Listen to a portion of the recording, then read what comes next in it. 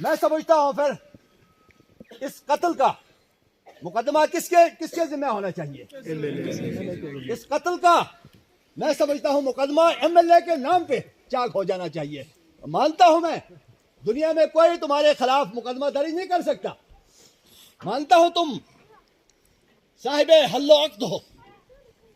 یہ بھی مانتا ہوں کہ تمہاری بہت زیادہ گرفت ہے.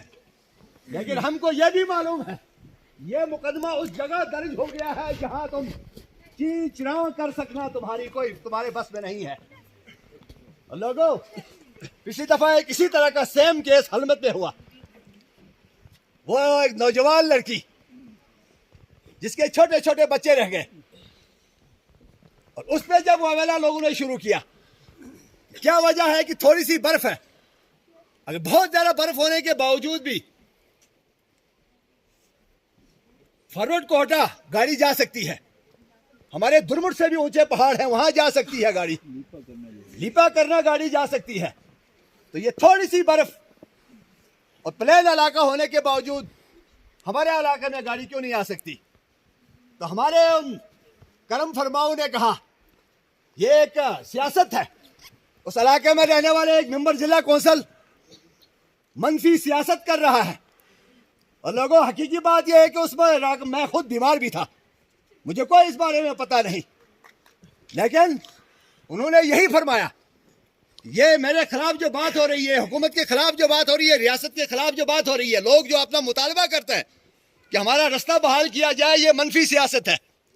اور آؤ آج تجھ کو میں پھر دکھا دوں یہ بھی منفی سیاست ہے. اور لوگوں اس کو دیکھو یہ منفی سیاست ہے. یہ لڑکی جس کی عمر 21 سال ہے جس کے ابھی بہت سارے خواب تھے جس نے اس بچے کو جنگ کے اپنی دنیا اور پھر اپنی آخرت کا سامان پیدا کرنا تھا. یہ ہماری ایم ایل ایز کی حکومت نے تجاہل عارفانہ کر کے تغافل کر کے اس کو اس حال پہ پہنچا دیا ہے. اور لوگوں کہتے ہیں کہ ہم کیا کر سکتے ہیں. میں کہتا ہوں تم کچھ نہیں کر سکتے ہو تو استعفیٰ تو تم دے سکتے ہو. اگر تم استعفیٰ بھی نہیں دے سکتے ہو تم ڈوب کے مر تو سکتے ہو.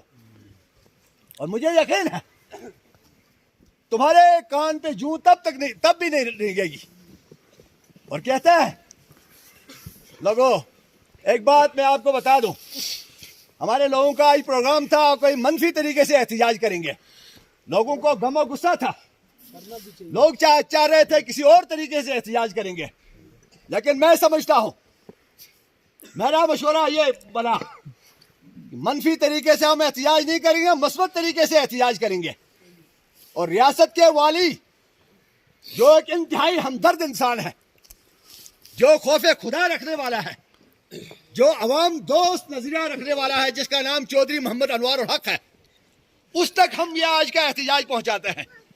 اور اس کو کہتے ہیں تو اس ریاست کا والی ہے سب سے زیادہ اگر اللہ نے پوچھنا ہے تو تجھ سے پوچھنا ہے یہ تو نے کیا رٹ لگائی ہے کہ ایم ایل ایز کی حکومت ہے. ایم ایل ایز کی حکومت ہے.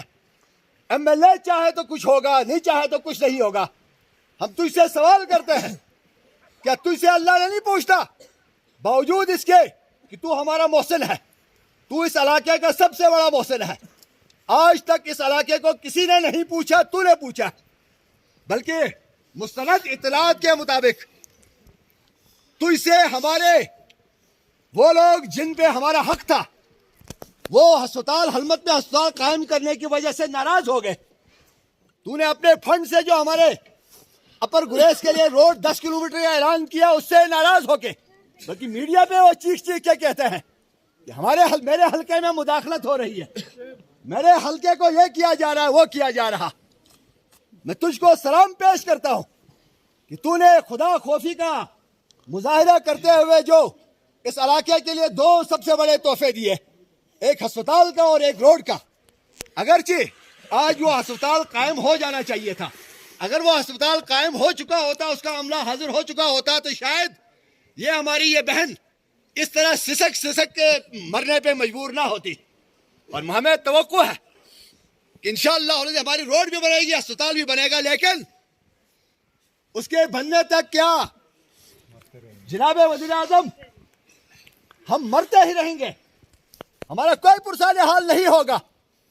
ہم کیا سیاست کی نظر ہی ہوتے رہیں گے؟ مجھے امید ہے میری یہ بات جناب وزیر اعظم تک پہنچتے ہی اس بات یہ تصور باطل تصور کر دیا جائے گا. یہ ایم ایل اے کی حکومت ہے، جو ایم ایل اے چاہے گا وہی ہوگا. ایم ایل اے کو ہم نے اگر ووٹ نہ دیے ہوں تو کیا ہم دیوار کے ساتھ لگ جائیں گے؟